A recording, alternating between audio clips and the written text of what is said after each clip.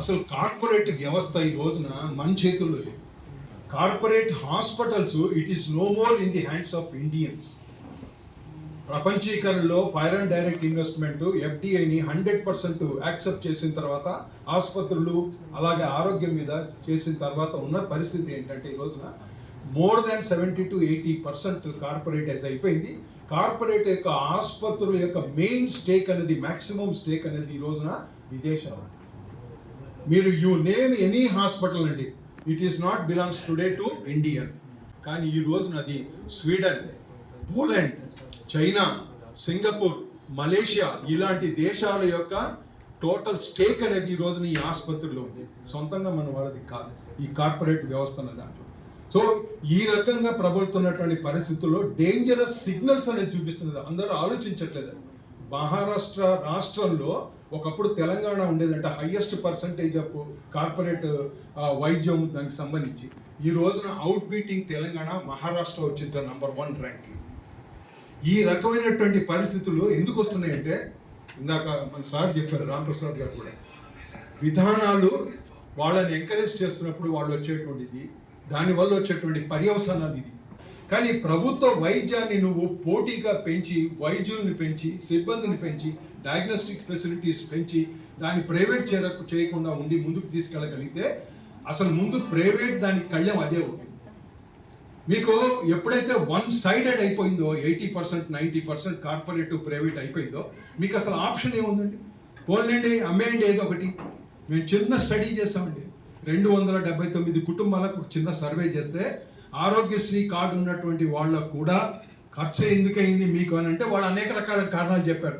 యజమాని మన రోగం పాలైపోతే 10 రోజులు 15 రోజులు అయిపోతే ఆయనకి జీతం రాదండి, ఎందుకంటే అన్ని రోజులు వాళ్ళ యాజమాన్యం ఇవ్వదు.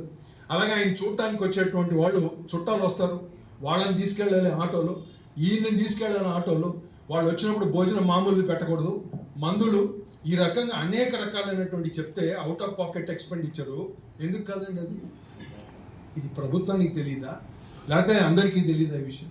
సో మందుల తర్వాత ఈ స్టడీలో వచ్చినటువంటి ఇన్ఫర్మేషన్ 279 మందికి స్టడీ చేస్తే 3,000 నుంచి వాళ్ళు దాదాపుగా 3,50,000 వరకు వాళ్ళు ఖర్చు పెట్టినట్టు చెప్పారండి. ఏంటి? ఫ్రీ వైద్యం అయినప్పటికీ కూడా, వాళ్ళకు ఉన్నటువంటి కార్డు ఉన్నప్పటికీ కూడా.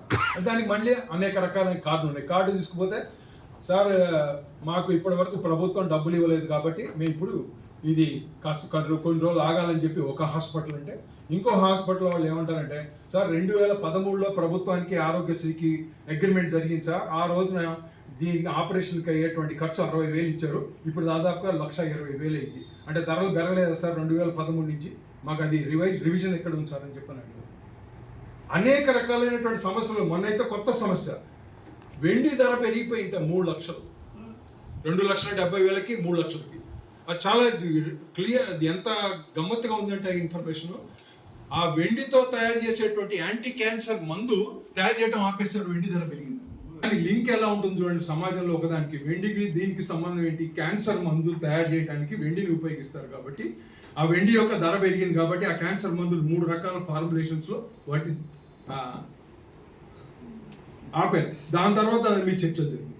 అందుకని ప్రైవేటీకరణ, కార్పొరేటీకరణ కంటే కూడా PPP మోడలా, APP మోడలా, PPPP అని చెప్పి అనేటువంటి మోడల్స్ అన్నిటికంటే కూడా మోడల్ ఏదైనా బెస్ట్ ఉందంటే ప్రజలకి రక్షిత మంచినీరు, శానిటేషను, అలాగే ప్రభుత్వానికి వైద్యం అందించడానికి ప్రైమరీ హెల్త్ కేర్ సెంటర్ని ఏవైతే ఉన్నాయో రాష్ట్రం మొత్తం మీద సబ్ సెంటర్లు ఉన్నాయో వాటిని, కమ్యూనిటీ హెల్త్ సెంటర్స్ని, అలాగే ఏరియా హాస్పిటల్స్ని, జిల్లా ఆసుపత్రులని, ఇంకా అంతకంటే ఉన్నతమైనటువంటి సూపర్ స్పెషాలిటీ ఆసుపత్రుల మీద రాష్ట్ర ప్రభుత్వం కేంద్రీకరించి దాని మీద బడ్జెట్ని కేటాయించి దానికి సిబ్బందిని అపాయింట్ చేసి వాళ్ళు అభివృద్ధి చేయగలిగితే వాళ్ళు ఇంకా ఏమి మిగతాది దీనికి సంబంధించినటువంటి దాని మీద ఇంకా మిగతా ఇన్సూరెన్స్కి వాటికి డబ్బులు ఖర్చు పెట్టాల్సింది.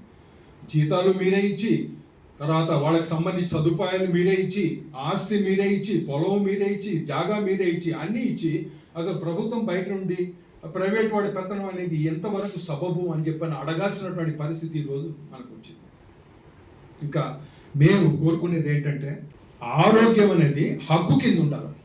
ఈ రాష్ట్రంలో హక్కు కింద ఉండాలని మన ప్రభుత్వం రాగానే ఇమీడియట్గా కలిసి ఆరోగ్య శాఖ మంత్రికి, సార్ పలానా రాష్ట్రంలో ఆరోగ్య హక్కుని ప్రకటించడం జరిగింది, మన రాష్ట్రంలో కూడా ఆరోగ్య హక్కుని మీరు ప్రకటించండి, ఇదిగోండి ముసాయిదా బిల్లు కావాలంటే మేము తయారు చేసి ఇచ్చామని చెప్పన్నారు.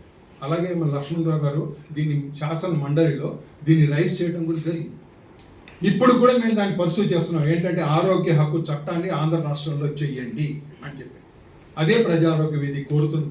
నెక్స్ట్, మెడికల్ కాలేజీల్ని మీరు పూర్తి చేయండి. ఒకవేళ కనుక పూర్తిగా పూర్తి చేయలేని పరిస్థితిలో ఉంటే ఈ సంవత్సరం ఒక 2, నెక్స్ట్ ఇయర్ 3 ఆయన వాయిదా పద్ధతిలో మీరు కనీసంగా ఈ 2028 లోపలైనా సరే కనీసంగా ఈ మెడికల్ కాలేజీని మీరు పూర్తి చేయండి.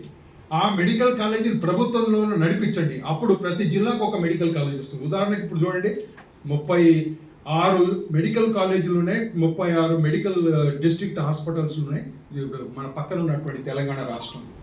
దాదాపుగా 36 గవర్నమెంట్ కాలేజీలు ఉన్నాయి, గవర్నమెంట్ హాస్పిటల్స్ కూడా ఉన్నాయి దాంతో పాటు.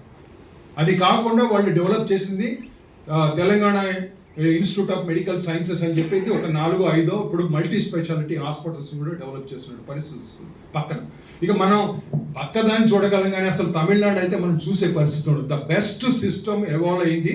మన ముఖ్యమంత్రి గారు, మన ఆరోగ్య శాఖ మంత్రి గారు కూడా చాలాసార్లు చెప్పారు దీన్ని స్టడీ చేయడం కోసం మన బృందాలు తమిళనాడుకి వెళ్ళాలని. ఎందుకంటే the best medical facility availability ఉందంటే అది తమిళనాడులో. ద బెస్ట్ మెడిసిన్ ప్రొక్యూర్మెంట్ దాని డిస్ట్రిబ్యూషన్ ఉందంటే అది తమిళనాడులో. కాబట్టి బెస్ట్ హెల్త్ అనే దాని మీద ఏదైనా ఉందంటే సిస్టమ్ అది తమిళనాడు. కాబట్టి దాన్ని మనం స్టడీ చేసి రావాలని చెప్పాను.